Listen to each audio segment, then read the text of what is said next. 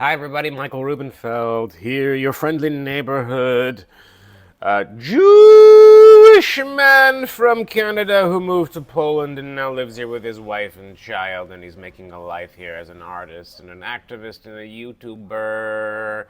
That's who I am. I am in the middle, I think exactly the middle, of the 2024 FestivALT. A lot of you know what that is. Some of you don't. But really, it's a contemporary Jewish arts and activist festival that I started with my wife 8 years ago. And I thought about making this video about kind of recapping what's been happening. What I actually want to talk about are some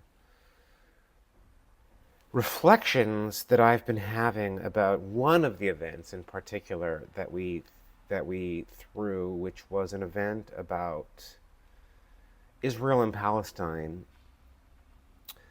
I had the idea that we should do something this year at our festival that was overtly creating a space for a conversation about Israel and Palestine.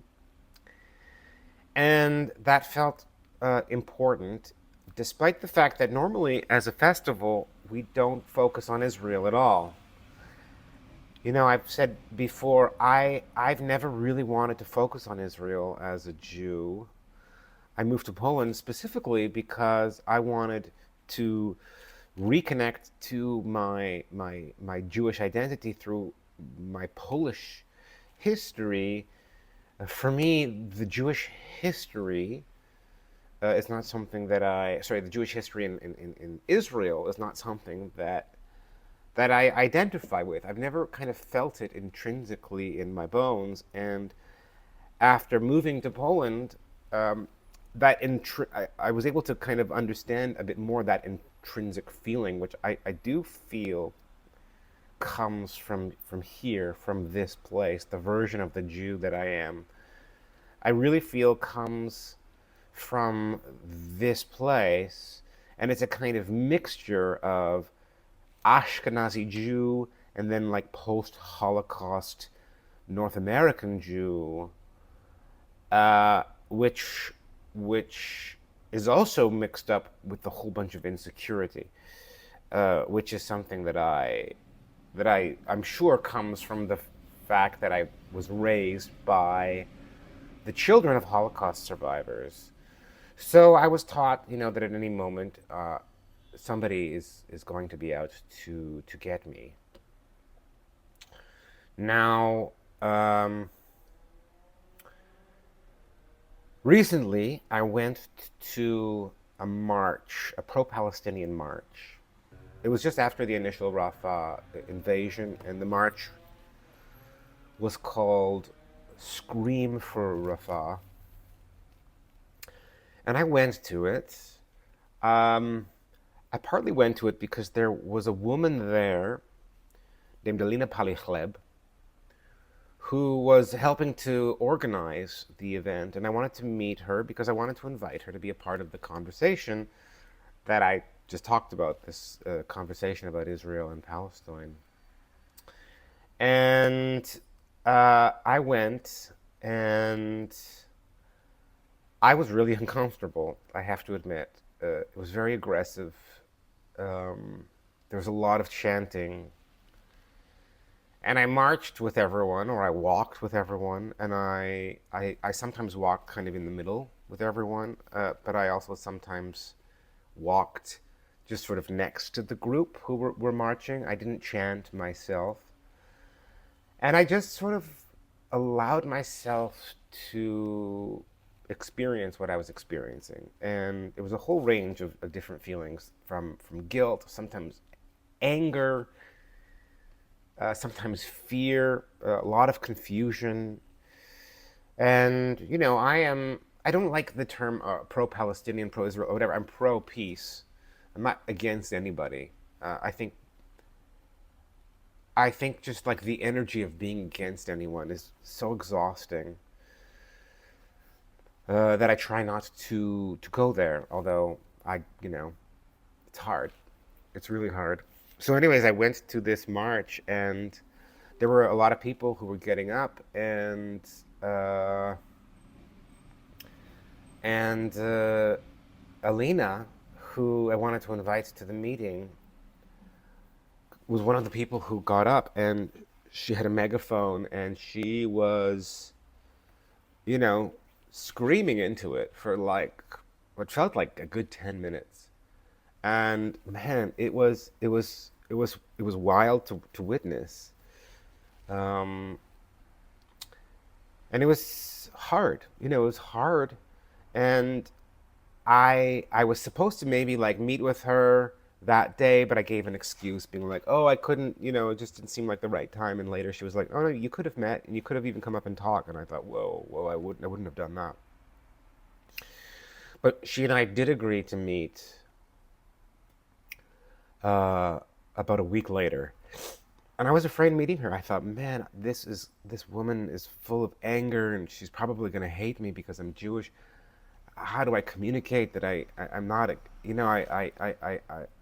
I want peace, and I'm against what's happening in Gaza, but I wasn't sure if I could even have that voice, etc., etc. Takdale, takdale. Anyways, we met, and man, it was a great meeting.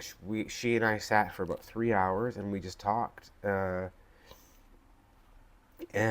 it was kind of beautiful. When it was over, I felt quite close to her, and I didn't say, and I didn't just sort of keep things to myself. I opened up to her, and I told her how I was feeling.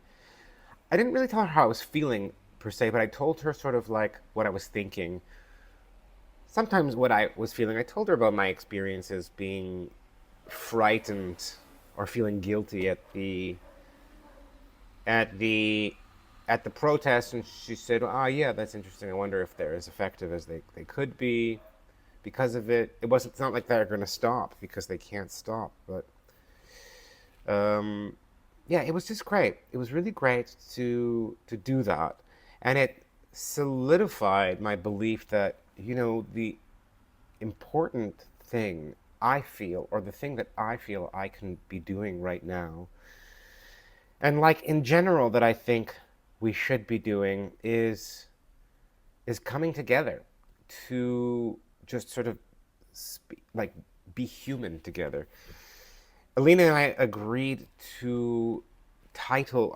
She agreed to come to this event, to co-moderate this event with another woman named Julie Weitz, who's a Jewish American Polish artist, who's a part of our festival, and who I invited to be a kind of co-host, co-moderator for the event.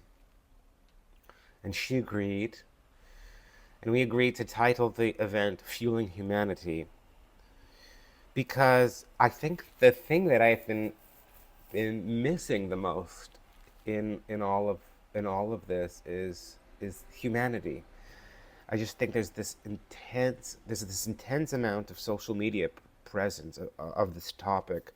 I get a lot of people telling me to free Palestine, or we're advertising our festival and saying, well, what are you doing about the people being murdered in Gaza? And with nothing to do with that. We're just making a Jewish festival. But there's such a conflation of Jews and Israel, that just being a Jew, I'm being accused of genocide constantly,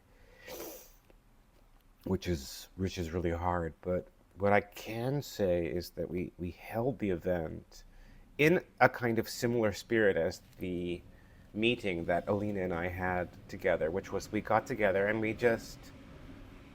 uh, we spoke, and whoever wanted to come to the event were invited to come, and it was a long table event, which meant that anyone who sat at the table could participate in the conversation.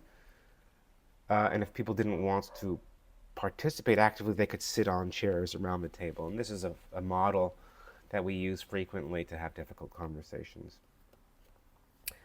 And it was a really important event, I feel.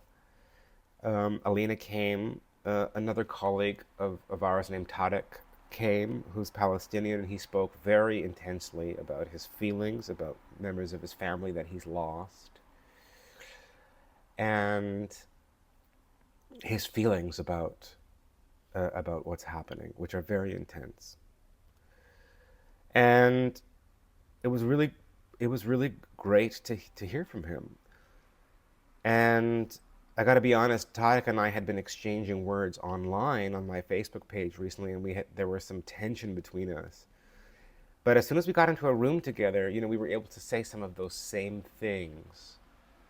I was able to hear some of those same things that he was saying in a way that was very hard to do online because there was a human in front of me, and just being together was really something that I would say fueled our humanities, and it in a way brought us closer together. So there are some people who were critical of the event, felt like there should have been more Israeli voices. The fact that we were even able to hold it, Jews, Palestinians, in a room together talking about things, was for me a great success, and I think I'd like to continue it actually. Um, to continue holding these events. I don't have the capacity to just organize all of them myself. So if there's anyone who's in Krakow who'd like to hold one, let me know, and maybe, or like help me with the organizing. Let me know.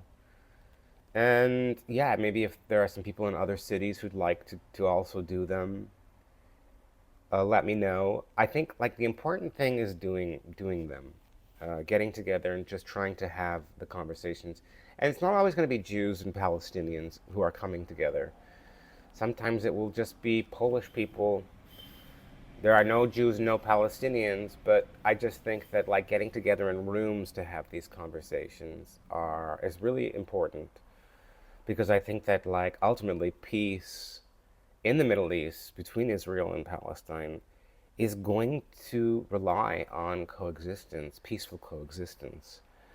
And so I think that what we can be doing in these spaces of freedom that we have is to practice peaceful coexistence, to practice the fueling of our humanity. So anyways, that's all I wanted to say. Thank you for listening. I hope this was something that spoke to you. And I love you. I love you all. And if you're interested in my festival, uh, it's Tuesday today. No, it's Wednesday today. So we run Wednesday, Thursday, Friday, Saturday, and Sunday here in Krakow. FestivALT.com. Do zobaczenia.